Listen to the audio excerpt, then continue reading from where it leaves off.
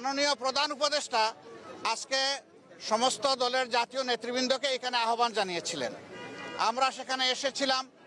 দল মত আমাদের ভিন্ন, আদর্শ আমাদের ভিন্ন, পথ আমাদের এক। পথটা হচ্ছে বাংলাদেশকে রক্ষা করতে হবে।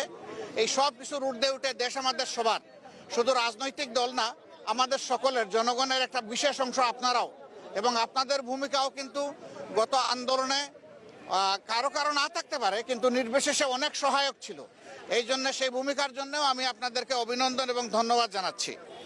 আগামীর বাংলাদেশ গঠনে পথে পথে আমরা বিভিন্ন অন্তরায় দেখতে পাচ্ছি, বিশেষ করে পার্শ্ববর্তী দেশ, তারা আমাদের প্রতিবেশী। আমরা তাদের সাথে সৎ প্রতিবেশী সুলভ সম্পর্ক চাই, কিন্তু সাম্প্রতিক কিছু ভূমিকা ছিল অত্যন্ত উস্কানিমূলক, অসহিষ্ণু, অগ্রহণযোগ্য। আপনারা এটা দেখেছেন। মিথ্যা তথ্যের উপর নির্ভর করে বাংলাদেশকে কলুষিত করার জন্য, এই সরকার এবং জনগণকে ব্যর্থ করার জন্য তারা দুনিয়ার বিভিন্ন জায়গায় অপপ্রয়াস চালাচ্ছেন এবং অপপ্রচার চালাচ্ছেন। আমরা এগুলার নিন্দা জানিয়েছি সকলে সম্মিলিতভাবে। আমরা একটা জায়গায় সবাই আমরা একমত হয়েছি যে আমাদের স্বাধীনতা সার্বভৌমত্বের ব্যাপারে কোনো ছাড় নয়।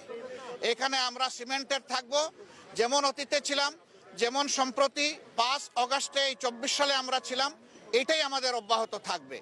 এখানে পরামর্শ এসেছে রাজনৈতিক শীর্ষ নেতৃবৃন্দের সাথে, যেমন মত বিনিময় হয়েছে, ছাত্র সংগঠনগুলোর সাথে হবে, বিভিন্ন ধর্মীয় সম্প্রদায়ের সাথে হবে, আপনাদের সাথে হবে। আমরা সেই প্রস্তাব রেখে এসেছি এবং আমরা আশা করছি আপনাদের সাথেও মত বিনিময় হবে। এই সমস্ত অংশীজনদের সাথে মত বিনিময়ের পরে একটা জাতীয় ঘোষণা আসবে সরকারের পক্ষ থেকে। আমরা সেই ঘোষণার অপেক্ষায় থাকব এবং এই ক্ষেত্রে আমাদের যার যা প্রয়োজনীয় পরামর্শ আমরা সেটা দিয়ে সরকারকে সহযোগিতা করব। আরেকটি বিষয় আমরা অত্যন্ত ক্লিয়ারলি আমরা জানিয়ে দিয়েছি, এক্সট্রিমিজম বা চরমপন্থা যে দিক থেকেই আসুক আমরা তাকে ঘৃণা করি। এটাকে আমরা কোনো অবস্থায় প্রশ্রয় দিব না এবং মেনে নেব না। এটা যে রূপ নিয়েই আসুক, সকল রূপের আমরা চরমপন্থাকে আমরা ঘৃণা করব এবং প্রশ্রয় আমরা দিব না কেউ। এই ব্যাপারে আমরা সকলে একমত হয়েছি। আরও অনেকগুলো বিষয়ে কথা হয়েছে।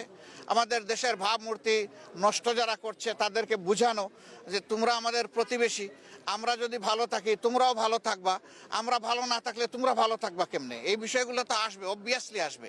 তো সেই বিষয়গুলো নিয়েও আলোচনা হয়েছে। আমরা আশা করছি জাতি ঐক্যবদ্ধভাবে ইনশাআল্লাহ আগামী দিনের সকল চ্যালেঞ্জ মোকাবেলা করে আমরা চূড়ান্ত সফলতার দিকে এগিয়ে যাব। চূড়ান্ত সফলতা অর্জন না হওয়া পর্যন্ত আমাদের ঐক্য অটুট এবং মজবুত থাকবে। চূড়ান্ত সফলতা এসে যাওয়ার পরেও প্রিয় দেশের জন্য আমরা ঐক্যবদ্ধ থাকব। নির্বাচন নিয়ে ছোটখাটো কথা হলেও সেটা নিয়ে কোনো কনসেনসাস হয় নাই বা ব্যাপকভাবে কোনো আলোচনা হয় নাই।